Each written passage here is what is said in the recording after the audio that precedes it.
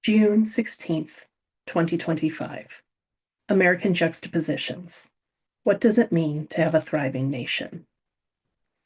Sometimes, perhaps too often, the question is posed, what would the founders think of us now? I often joke with my students that if you brought James Madison back from the dead and showed him an iPhone, that you'd kill him all over again. Then there's the fulfillment of manifest destiny at great cost and shrouded often in great shame. On a related note, the myopic view of 18th century privileged white men would likely not embrace such a pluralistic society that we have today. No one is really Jefferson's yeoman farmer. Yet still, probably because of the years of patriotic education instilled in me and the work of Hollywood directors and film composers, I adore a good film score.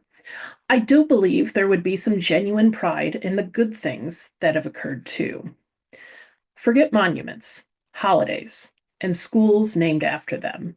I have to imagine that there'd be some righteous vindication that the country they risked their lives to begin was still here, and for all its faults, and every one of them believed it had faults, was about to celebrate its 250th anniversary. President Abraham Lincoln may have had similar thoughts during the Civil War about the future of the American experiment. The nights he must have stayed up, sleepless, feeling as if he were pulling two halves of a nation together with its bare hands. In the Gettysburg Address, Lincoln's most famous oratory, he breathed life into the founders' promise. Instead of asking what the founders would think of the moment, knowing full well that many of them would be on the side of the Confederacy, he instead looked toward the principles upon which the Declaration of Independence was written. 7 years ago, our fathers brought forth on this continent a new nation, conceived in liberty and dedicated to the proposition that all men are created equal. Now we are engaged in a great civil war, testing whether that nation or any nation so conceived and dedicated can long endure. We are met on a great battlefield of that war. We have come to dedicate a portion of that field as a final resting place for those who here gave their lives that that nation might live. It is altogether fitting and proper that we should do this. But in a larger sense, we cannot dedicate, we cannot consecrate, we cannot hallow this ground. The brave men, living and dead, who struggled here have consecrated it far above our poor power to add or detract. The world will little note nor long remember what we say here, but it can never forget what they did here. It is for us, the living rather, to be dedicated to the unfinished work for which they who fought here have thus far so nobly advanced.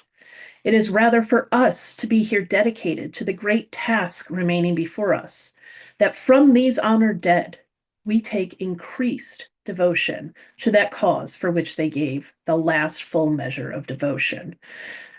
That we here highly resolve that these dead shall not have died in vain, that this nation, under God, shall have a new birth of freedom, and that government of the people, by the people, for the people, shall not perish from the earth. Abraham Lincoln, Gettysburg Address, November 19th, 1863. In 10 sentences, Lincoln reignited the purpose of the Constitution and of the Union. The Constitution's original 7 articles and the first 10 amendments that constitute the Bill of Rights do not mention equality. Only the Declaration of Independence does. But Lincoln used that moment to weave in Jefferson's words of the Declaration, demonstrating that the American ideal is both liberty and equality, freedom to be free from government overreach, as well as freedom to be recognized as individuals entitled to such status. 3 months shy of 100 years later, Dr. Martin Luther King Jr. stood on the steps of the Lincoln Memorial to give his famous I Have a Dream speech, a speech my father is fond of reminding me he first gave in Detroit earlier in the summer of 1963. In his speech, he too drew upon the lessons of the Declaration and of the Gettysburg Address. Like Lincoln, he referenced the unfinished work of the Declaration. Unlike Lincoln, he used the Constitution as the framework for the promissory note to which every American was to fall heir. He referenced specific mechanisms set in place by the Civil War, such as the constitutional promise of a right to vote, a right to travel, a right to equal opportunity. We are at a very different moment in our nation's storied history. I would be remiss to hide the fact that I have grave concerns about the future of our nation. We are at a very different moment in our nation's storied history. I would be remiss to hide the fact that I have grave concerns about the future of our nation, our American experiment. I should also note that I am writing this with my students in my introductory American government class in mind as I end the condensed summer semester with them at such a profound moment in time. I purposefully left this week's materials open. The topic of this is the subtitle of this post. What does it mean to have a thriving nation? I gathered articles each week thinking we'd talk about some emblematic current event, immigration, the rule of law, congressional politics in an age of polarization, and on and on. And the stories kept piling up. Truth be told, the moment is too big for any one topic to capture what I wanted this week of the course to mean. We are in a moment-to-moment situation, and the minute I pick something is the minute it becomes obsolete. It's also hard to tell students that you just led through a tour of the American political system that, hey, by the way, everything's on fire, so good luck. Hence, this coda to the semester and my thoughts on the current moment. These are not ordinary times in the most extraordinary of ways. There are partisan politics embedded into this moment in our nation's history. There always have been, and there always will be. In fact, partisan politics means we have multiple parties, at least two anyhow, and that is far better than the alternative. But what we have not had is a credible threat to the entire system from the top. This is not an external threat from an enemy, foreign, or domestic. This is not a resource issue, though we have had those and will continue to have them thanks to climate change. This is a mess of our own making, purely internal, and unlike external threats that cannot be defeated or contained, it has to be reckoned with. Sure, we've had major stress tests, we've built up scar tissue, we've had wounds fester, and although things were far from perfect, empirically, there were more rights for more people at the dawn of the 21st century than there were at any other time in our history, and the system was not being stripped for parts from within. But this is different.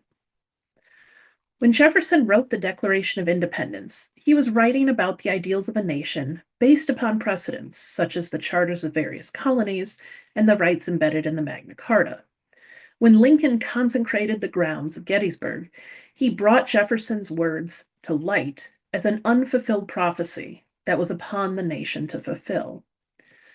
When Dr. King stood at the Lincoln Memorial and spoke of his dream, he resurrected both men's unfinished work and laid it at the feet of the nation and the government that served it. All of those men disagreed about who was entitled to the rights and liberties referenced in the Declaration and protected by the Constitution. But they all believed in the project. We are at a moment where there is disagreement about the project. This past week has been a beginning of a new stress test for our nation. But just like any stress test, it may send us into cardiac arrest. Mild, peaceful protesting in Los Angeles was met with overwhelming pushback from the Trump administration via the Departments of Homeland Security and Defense in the form of the National Guard and the Marines. A U.S. representative was indicted for interfering with official duties while visiting an immigration detention center in an official capacity. A U.S. senator was tackled to the ground by Department of Homeland Security while asking a question of the Secretary of Homeland Security during a press conference. And why are people protesting ICE? ICE enforcement has ramped up significantly, even in the last few weeks. Masked men who do not identify themselves are grabbing people off the street, out of schools, and homes. and out of their workplaces. People who would show up lawfully to immigration hearings were being dragged out in handcuffs. U.S. citizens were being taken into custody. I don't have to conjure up an imaginary visit from Madison to know that the founders would find this activity abnormal, if not abhorrent. But more than that, our laws find it abhorrent. Our Constitution forbids it. Our laws that support the activities of immigration, the military, and Homeland Security do not allow it. But none of that seems to matter. This stress test could break us. It is the mixture of everything that has come before it. It brings together the power grabs of the more aggressive presidents, the worst congressional gridlock on record, the judicial abdication of oversight on the executive branch, disregard for the human rights, and, at least at the moment, the one I find most troubling, the deployment of U.S. troops on home soil without justification to police U.S. citizens, without any rules or regulations of engagement. It is the perfect recipe for disaster. Yesterday, on June 14th, 2025, two very different events occurred.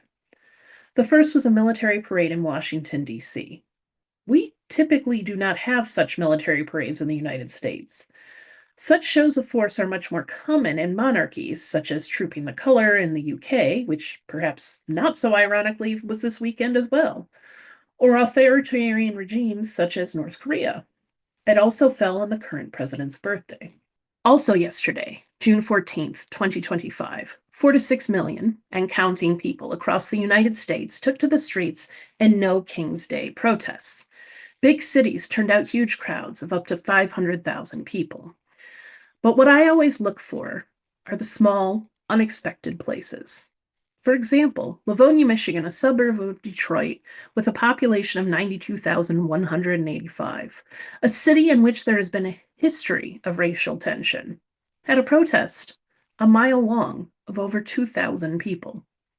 In Howell, Michigan, the ancestral home of the Michigan Ku Klux Klan, its own well-attended protest garnered 300 attendees. West Michigan had many protests, including two in Grand Rapids, drawing tens of thousands of people. Flint had 1,000. Niles, Michigan, no liberal bastion to say the least, pulled together 300 people. People from across the country, and in nooks and crannies, usually quiet on these fronts, are fed up. And they're channeling their inner John Lewis to go out and get into good trouble. This type of thing does work. Just ask the founders. Then last night at my parents' house, just as I was getting ready to leave, I caught a glimpse of the cable TV news. Live views from Los Angeles showed peaceful protesters holding signs and singing and chanting. Next to them and behind them, LA County sheriffs in riot gear, some on horseback, were riding up behind them and then falling back. Flashbangs were being thrown by law enforcement every 30 to 60 seconds for no reason. Sirens were repeatedly being blared. Protesters remained peaceful. Law enforcement did not. That is a recipe for violence. This is going to be a long summer. It will be hard to keep the momentum up. It is impossible to keep your finger on the pulse of all the news. My amazing students this semester have been tasked with finding news stories linking to our topics of discussion each week. And because of the veritable fire hose of news stories these days, they've taught me a few things. Just like the No Kings protests, it is in the power of this kind of discussion and collective action that we are at our best. There are no kings in America, but there is work to be done by everyone. Every semester my students teach me, but it was quite literal this time. We need more of all of this to stay afloat and to undo what got us here. As we continue to write the story of this nation and our own role in it, we will bear witness to incredible things. The danger of thinking something can last forever is the complacency of not tending to its well-being. At this moment, we are witnessing the results of decades of decline in civic education, neutral third spaces of engagement, and observance of political norms that made our system function. And the moment that comes next, Will we rise to the challenge with a new rhetoric that calls upon the best in us? Will we fulfill the dream of a government for the people, by the people, that ensures life, liberty, and happiness? Or will we descend into violence and division? The juxtapositions framed by our most famous words, liberty and equality, for the people and by the people, all men are created equal, are evident today. A military parade for an increasingly authoritarian state, a nationwide protest for an increasingly fed up population. Another juxtaposition presents itself. It won't be easy for the nation to reach its 250th birthday next year, but it would be harder if it doesn't.